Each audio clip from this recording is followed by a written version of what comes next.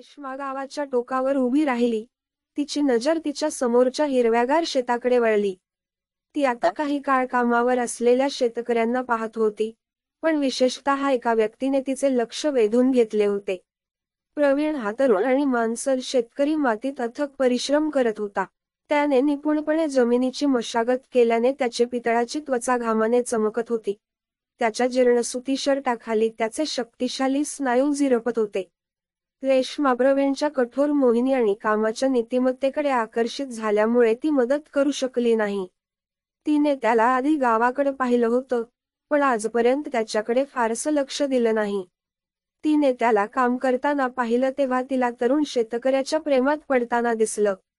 इतक्यात प्रवीण दुरून त्याच्याकडे पाहणाऱ्या सुंदर स्त्रीच्या कौतुकास्पद नजरेकडे दुर्लक्ष करत होता. तो त्याच्या कामावर खूप लक्ष केंद्रित करत होता.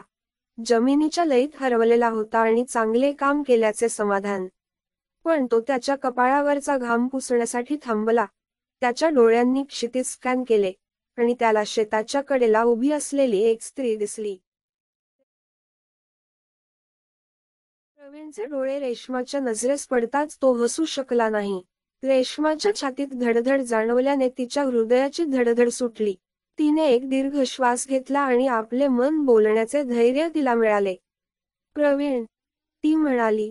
तिचा आवाज अगदीच कुजबुजला. माझं तुझ्यावर प्रेम आहे. तो उठून उभा राहिला.